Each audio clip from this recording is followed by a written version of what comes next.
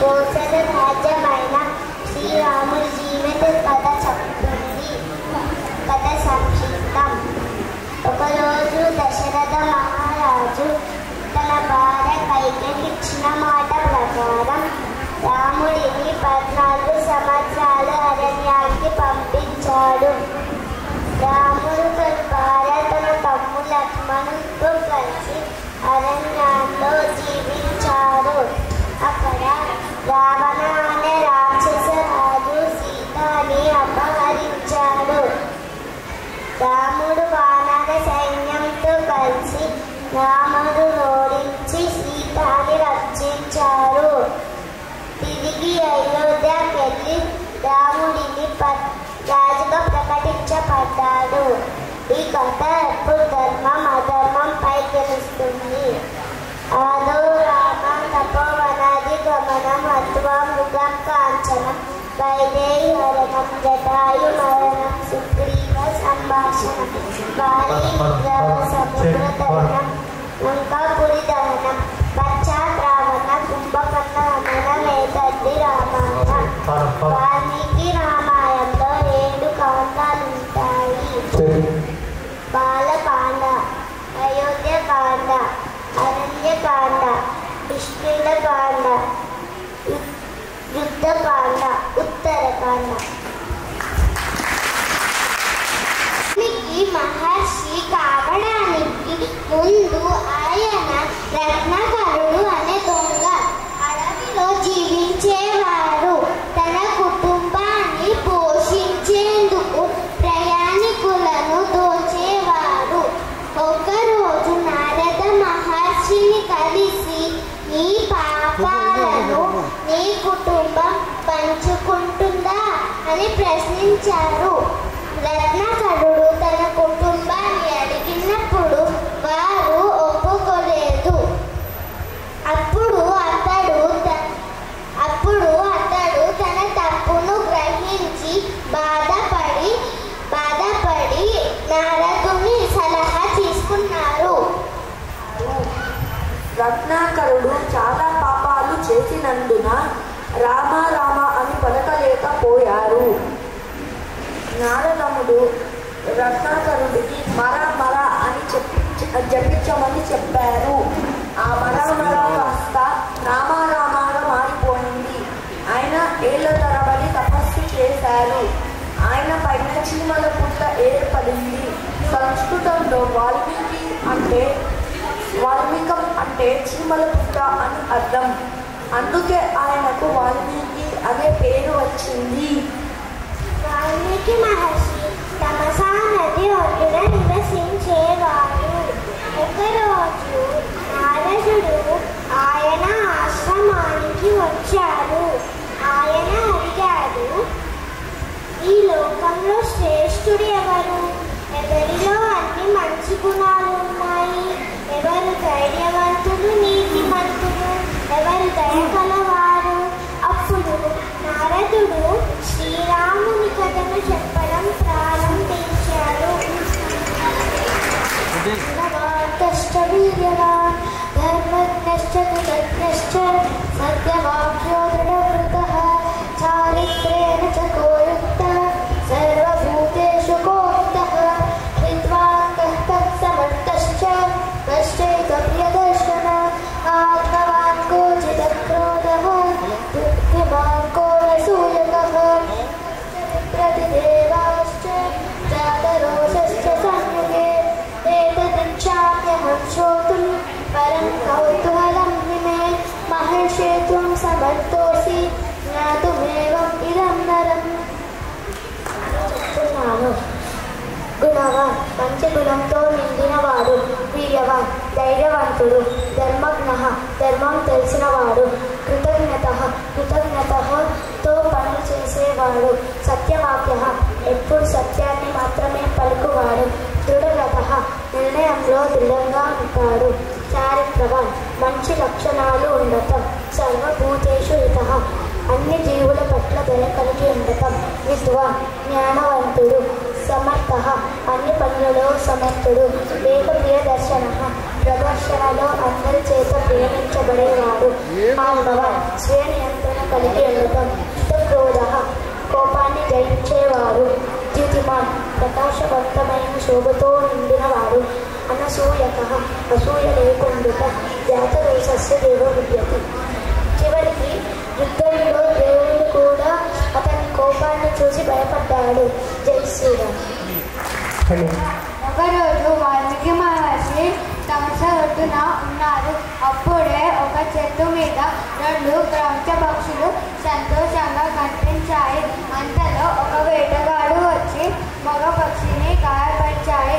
అది నేలపై పడి మరణించింది. దాన్ని చూసిన ఆడపక్షి బాధతో ఏడవసాగింది. ఈ దృశ్యాన్ని చూసిన వాల్మీకి మహర్షి చాలా దుఃఖించారు. ఈ దృశ్యాన్ని చూసిన వాల్మీకి మహర్షి మనసులో ఒక శ్లోకం పుట్టింది. అదే రామాయణం రచించడానికి కారణమైంది. వాల్మీకి మహర్షి రామాయణం రచిస్తున్న సమయంలో బ్రహ్మదేవుడు నీ రచన యుగ యుగాల పాటు నిలిచిపోతుంది అని ఆశీర్వాదం ఇచ్చారు.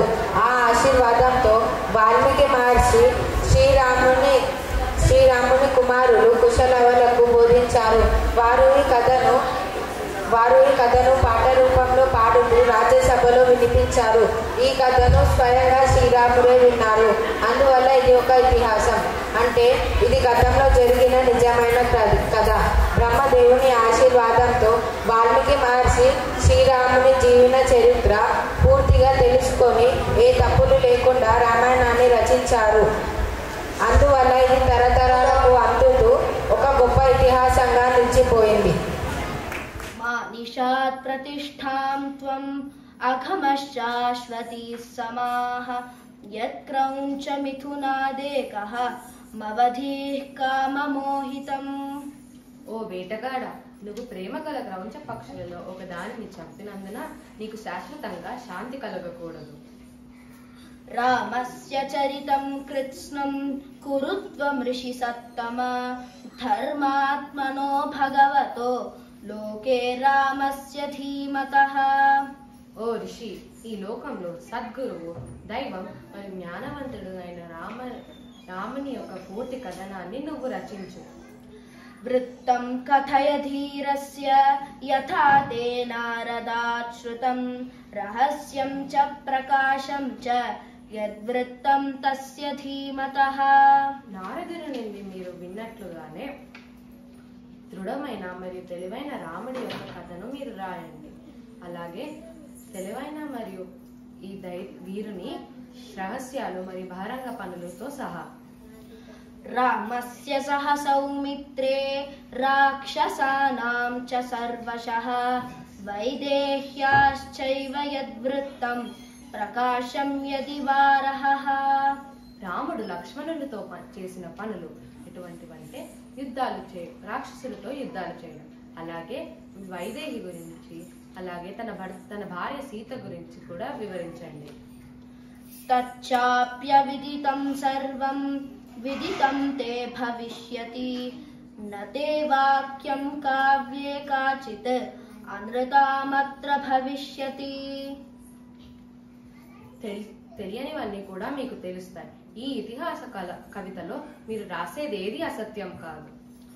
కురు రామ కథాం పుణ్యాం శ్లోకబద్ధాం మనోరమాం యావత్ స్థాస్యంతి గిరయః సరితశ్చ మహీతలే. పర్వతాలు మరియు నదులు ఈ భూమిపై ఉన్నంత కాలం రాముని యొక్క కథ ప్రజల్లో నిలిచిపోతుంది. తావత్ రామాయణ కథా లోకేషు ప్రచిరిష్యతి యావత్ రామస్య చ కథా త్వత్కృతా ప్రచరిష్యతి. మీరు రాసిన రామాయణం ప్రచారంలో ఉన్నంత కాలం రాముని కథను అందరూ అభినందిస్తారు.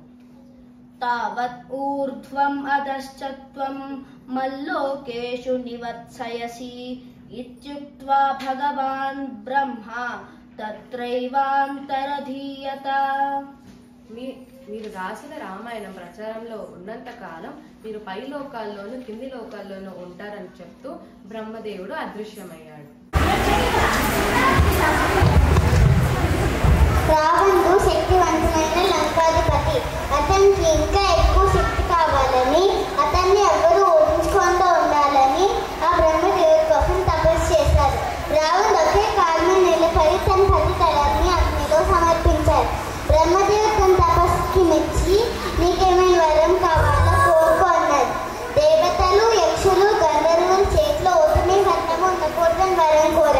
ఇదే రామ అవతారానికి కారణమైంది.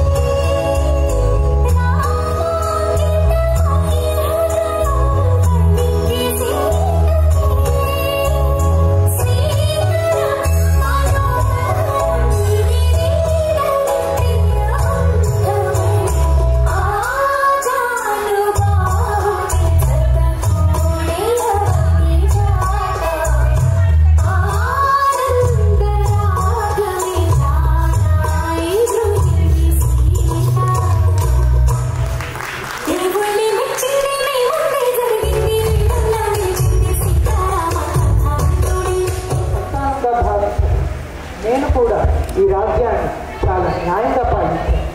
ఇప్పుడు నా వయసు వల్ల నేను వృద్ధుడిని అయిపోయాను. అందుకే సద్గుణవంతుడు, ధైర్యవంతుడు నా పెద్ద కొడుకు రాముడిని ఈ రాజ్యానికి రాజుగా ప్రకటించాలి అని అనుకుంటున్నాను. మీ నిర్ణయాన్ని చెప్పండి. ఓ రాజా, మీరు ఈ రాజ్యాన్ని ఎంతో కాలం పరిపాలించి లేకపోయారు. ఈ రాజ్యాన్ని రాముడికి పట్టాభిషేకం చేయడానికి సమయం వచ్చింది.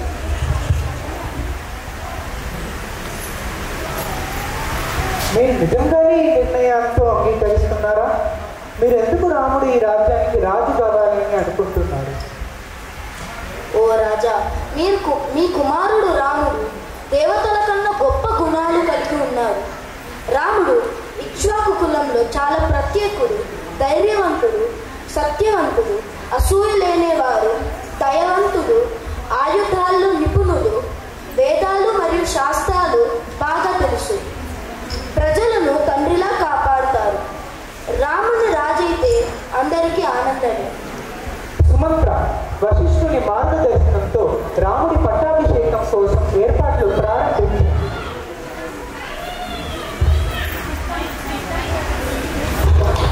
ఇల్లులు వీధులన్నీ ప్రజలు అలంకరించారు. ఈరోజు ఏం జరుగుతుంది? దేవదురే దిగొస్తున్నట్లు ప్రజలు నగరాన్ని ఎందుకు అలంకరించారు? నీకు తెలీదామంటారా? రేపు రాముడిని యువరాజుగా పట్టాభిషేకం చేయబోతున్నారు. రాణి కైకేయి రాజమందిరం లోపల మంతర రాణి కైకేయిల సంభాషణ.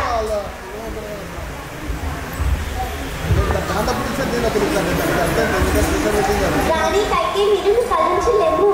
ఏంటి మంతర, ఏమైంది?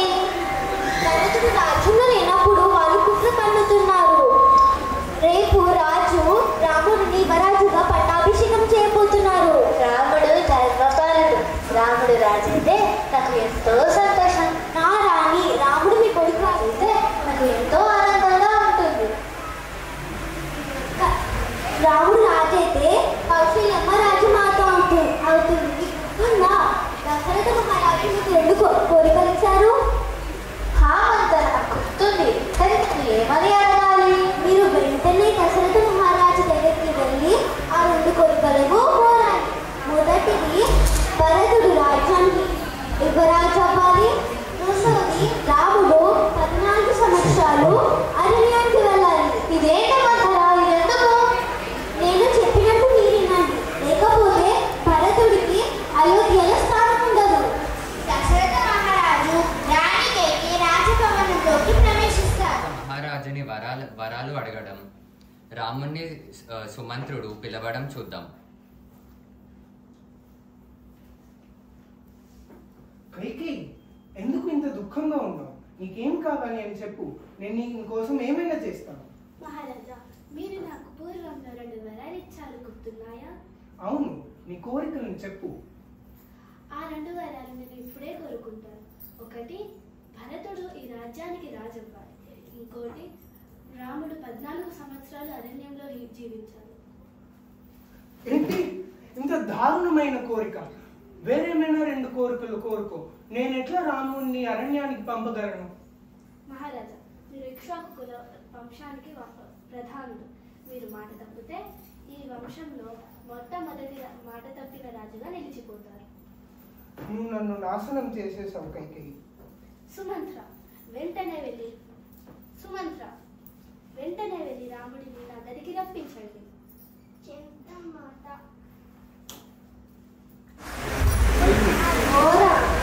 మీ తండ్రి మరియు రాణి కైకేయి నీతో మాట్లాడడానికి నాతో కబురు పంపించారు. ఆలస్యం చేయకుండా త్వరగా వెళ్ళండి. అలాగే సుమంత్ర. రాముడు రాణి కైకేయి దశరథ మహారాజుల రాజమందిరంలోకి ప్రవేశిస్తారు.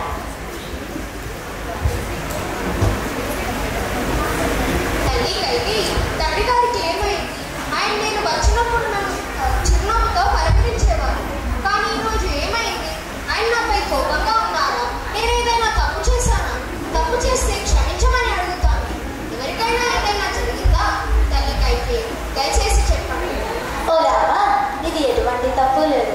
మహారాజు నీతో ఒక ముఖ్యమైన విషయం చెప్పాలనుకుంటున్నాను. కానీ నువ్వు తప్పుగా భావించి బాధపడతామని అతని భయం. పూర్వంలో మహారాజు నాకు 2 వరాలు ఇచ్చారు. వాటిని నేను ఇప్పుడు కోరుకున్నాను. నువ్వు వాటిని నెరవేరుస్తాను అంటే నేను వాటి గురించి నీకు చెప్తాను. తల్లి, నేను అగ్నిలోకి దూకమన్నా దూకుతాను, విషం తాగమన్నా తాగుతాను, సముద్రంలో మునగమన్నా మునుగుతాను. తండ్రి గారి కోరిక ఏదైనా నేను దాన్ని తప్పకుండా నెరవేర్చుతాను. ఓ రామ, పూర్వంలో దేవతలకు మరియు రాక్షసులకి జరిగిన మహాయుద్ధంలో నీ తండ్రి గారిని నేను రక్షించాను. కావున అతను నాకు 2 వరాలు ఇచ్చాడు. వాటిని నేను ఇప్పుడు కోరుకున్నాను. ఒకటి, భరతుడు ఈ రాజ్యానికి రాజవ్వాలి. రెండవది, నువ్వు 14 సంవత్సరాలు అరణ్యంలో జీవించాలి. తల్లి,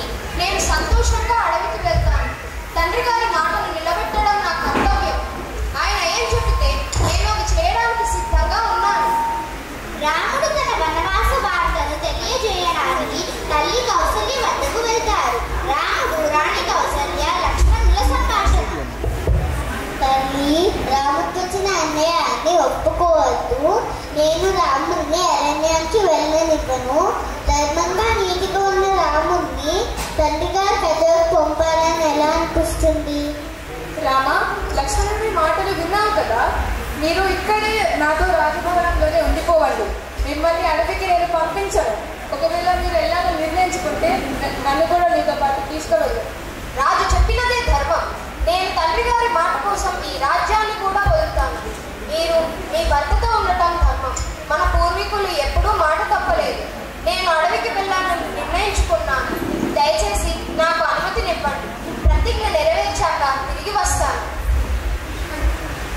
లక్ష్మణ, నువ్వు నన్ను ఎంతగా ప్రేమిస్తున్నావో నాకు తెలుసు. కానీ ధర్మమే గొప్పది. మన కుటుంబం ఎల్లప్పుడూ ధర్మాన్ని కాపాడాలి. లక్ష్మణ, తల్లి కైకేయి ఎప్పుడూ మనల్ని భరతుడితో సమానంగా చూసేది. కానీ ఇలా 2 వరాలు కోరారు అంటే ఇది మనకు విధి పరీక్ష. నేను అడవికి వెళ్తున్నాను. నీవే ఏర్పాట్లు చేయాలి.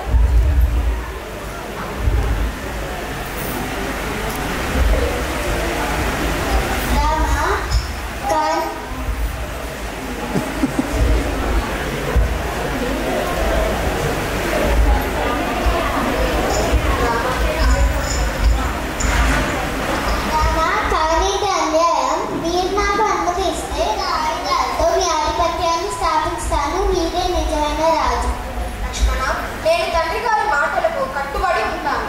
నేను వెళ్ళిన తర్వాత నీవు అందరినీ మంచిగా చూసుకో. నేను 14 సంవత్సరాల తర్వాత తిరిగి వస్తాను. రామ, నువ్వు అడవికి వెళ్ళాలని నిర్ణయించుకుంటే నన్ను కూడా నీతో పాటు తీసుకువెళ్ళాలి. తల్లి, ఈ 14 సంవత్సరాలు తండ్రి గారు బాధపడకుండా చూసుకోండి. మమ్మల్ని ఆశీర్వదించండి. నీవు ఎల్లప్పుడూ సంతోషంగా ఉండు రామ. యన్మంగళం సహస్రాక్షి సర్వదేవ నమస్తుతే వృత్రనాశే సమభవద్దత్తే భవతు మంగళం. యన్మంగళం సుపర్ణస్య వినతా కల్పయత్తుర అమృతం ప్రార్థయానస్య తత్తే భవతు మంగళం. అమితోత్పాదనే దైత్యాం హతో వజ్రధరస్య యత్ అదితే మంగళం ప్రాదాత్ తత్తే భవతు మంగళం.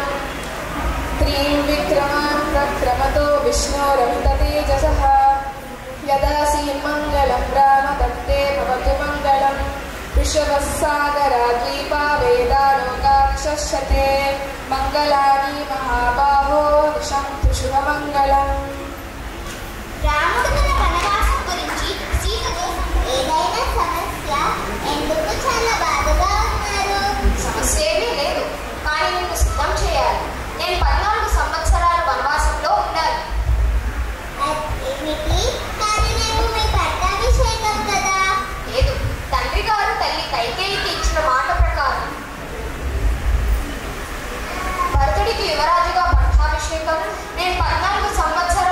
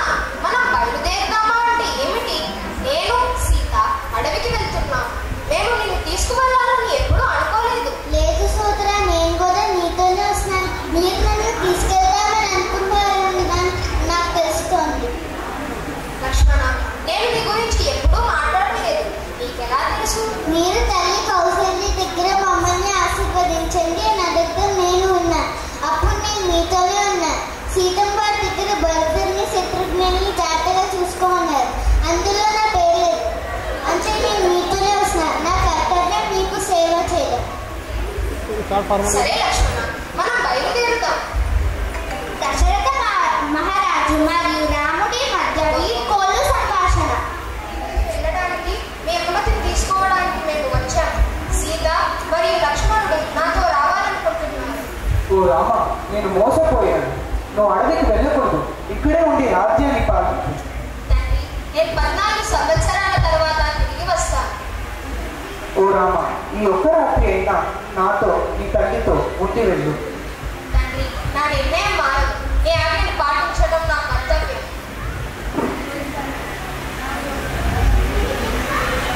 నేను 14 సంవత్సరాల తర్వాత తిరిగి వచ్చి మీ పాదాలను తాకుతాను. దయచేసి మమ్మల్ని ఆశీర్వదించండి. సరే రామ, నా ఆశీర్వాదాలు ఎప్పుడు నీతో ఉంటాయి. నీ ప్రయాణం ఏ కష్టాలు లేకుండా సాగాను.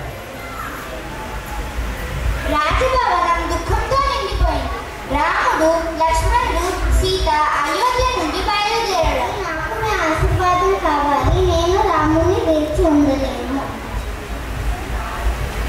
ఓ లక్ష్మణ, ఏది ఏమైనా నీవు మీ అన్న పాదాలను విడిచిపెట్టాలి. నువ్వు అడవిలో ఉన్నంత వరకు రాముడు మీ తల్లిలా, సీతమ్మ మీ తల్లిలా భావించి వారి సేవ చేసుకో. సుమంత్రుడు రథాన్ని సిద్ధం చేస్తాడు. రాణి కైకేయి రాముడు, లక్ష్మణుడు, సీత కోసం వనవాసానికి వెళ్ళే. సుమంత్ర, వెళ్ళి వెంటనే గూడిని నా దగ్గరికి తీసుకురా. చిత్తం ప్రభు. భరతుని భావాలను గుహుడు నమ్మి అతనితో దయచేసి ఈ ఆహారాన్ని స్వీకరించండి. గుహ, నీ ప్రేమకు నేను రుణపడి ఉన్నాను, కానీ ఇప్పుడేమీ స్వీకరించలేను. తరువాత గుహుడు విల్లు పట్టుకొని లక్ష్మణుడు, మా తండ్రి గారి మరణానికి అన్న రాముడు వనవాసానికి కారణం మీరే. మీరు మా కుటుంబాన్ని నాశనం చేశారు. నేను అన్న రాముడు ఇంకా లక్ష్మణుడు లేకుండా ఈ రాజ్యాన్ని ఎలా రక్షించగలను? కాబట్టి నేను అడవికి వెళ్ళి నా రాముడిని తీసుకొస్తాను. అతనికి సేవ చేస్తాను. వశిష్ఠుడు భరతుడిని తన తండ్రి గారి ఆత్మ కోసం కర్మలు చేయమని ఆదేశించారు. దుఃఖంతో భరతుడు తనకు జరిగిన దురదృష్టానికి కైకేయిని నిందించారు.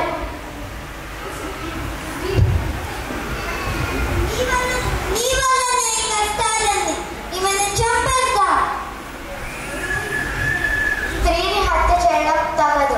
ఆమెను క్షమించండి. నేను అడవికి వెళ్ళి రాముని తీసుకువస్తాను. నాకు ఈ రాజ్యం అవసరం లేదు. మా తల్లి కైకేయికి ఇచ్చిన మాటను నెరవేర్చలేను. భరతుడు రాముడిని తిరిగి తీసుకురావడానికి సిద్ధమయ్యారు. భరతుడు అరణ్యానికి రహదారి నిర్మించడానికి ఆదేశం ఇస్తారు.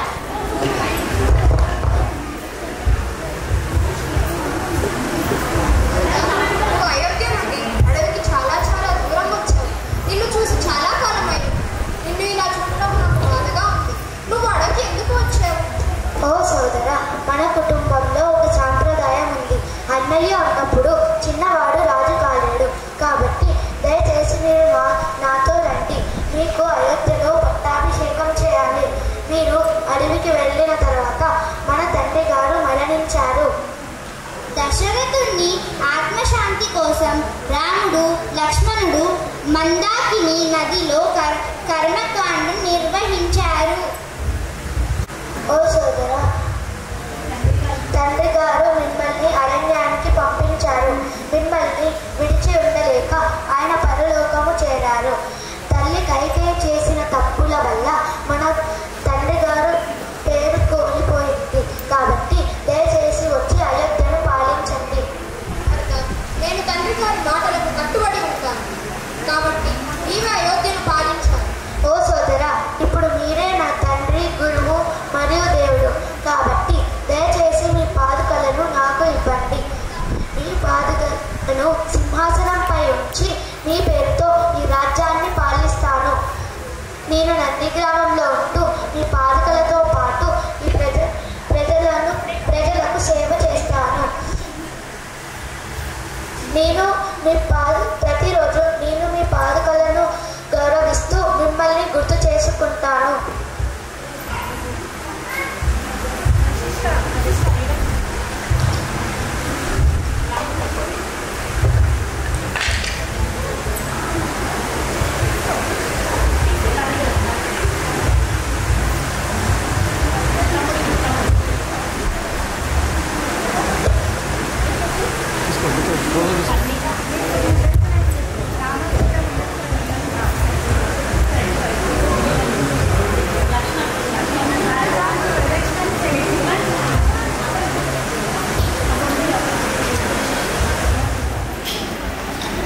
ఇవి నా సోదరుని పవిత్ర పాదుకలు. ఈ పాదుకలు నాకు ధర్మ మార్గంలో నడవడానికి ప్రేరణ ఇస్తాయి. నేను వీటిని గౌరవంగా అనుసరిస్తాను. నేను నా విధులను నిజాయితీగా నెరవేర్చుతాను. రాజు ప్రతినిధిగా నా బాధ్యతలను నెరవేర్చుతాను. నేను నంది గ్రామంలో ఉంటూ నా కర్తవ్యాలను నిర్వర్తిస్తాను. ఒకరోజు ఈ పాదుకలే నా సోదరుని పాదాలపై వచ్చినప్పుడు నా మనసుకు శాంతి కలుగుతుంది. చిన్న